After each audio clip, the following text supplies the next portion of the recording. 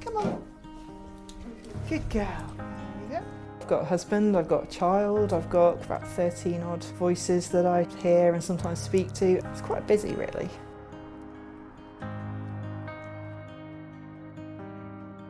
My experience in the mental health treatment system was that the aim was to get rid of the voices, and we were working on coping strategies and stuff, but it was obvious that the voices weren't meant to be there. They're a symptom of an illness, and if we can't get rid of them, we'll cope with them, but ideally they should be gone.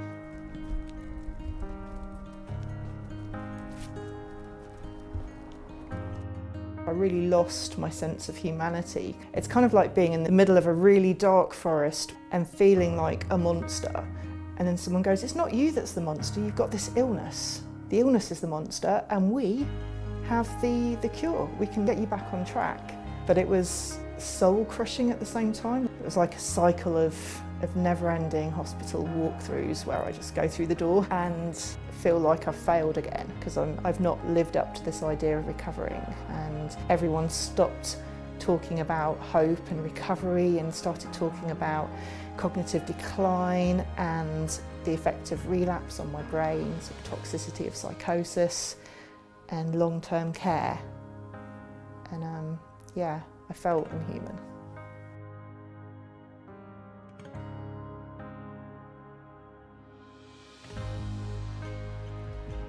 Within the Hearing Voices approach, it's more this case of, okay, so people hear voices, great. It's just based on a completely different way of seeing voices and visions. It's the relationship between the person and the voices that's the key here, and I was completely disempowered and terrified of hearing them, so I struggled to even talk about them.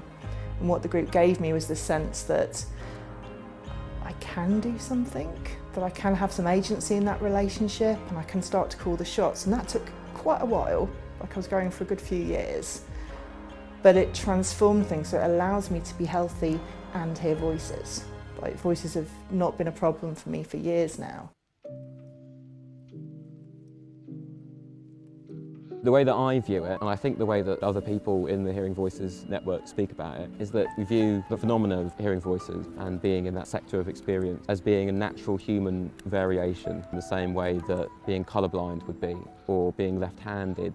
There's a large percentage of people in the population who hear voices and have these sort of unusual, non-shared sort of beliefs, who are not considered in any way by medical science to be mentally ill.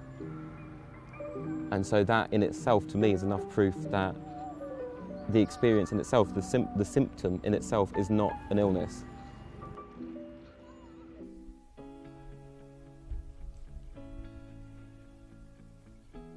Through going to the Hearing Voices group, I started to understand that my experiences had a value that I'd never thought about, that I can use my experiences to kind of connect with and support other people. That was huge for someone like me who'd been basically written off as a user of services, you know, who needs support, that's vulnerable, that needs home care to come in twice a day to make sure I eat and make sure I brush my teeth and take my meds. That I could actually use my stuff to be of benefit to the world. Ended up becoming a mental health trainer.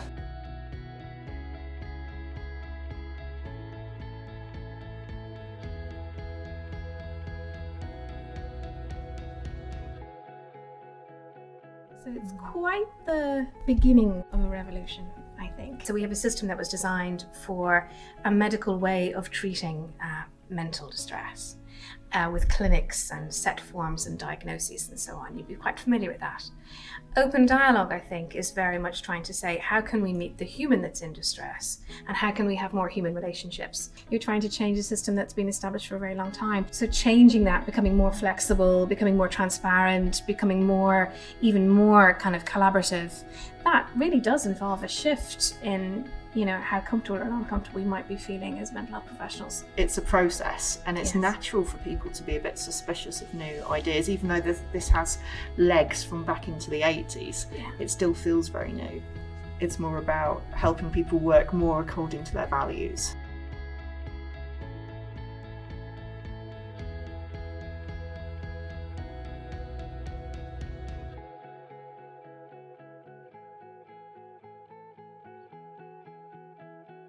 I don't meet the official categorisation of recovery, but like you'd be hard pushed for looking at my life and saying that there's an issue with it. You know, got stuff like everyone else, but it's not really, it's not worth worrying about too much.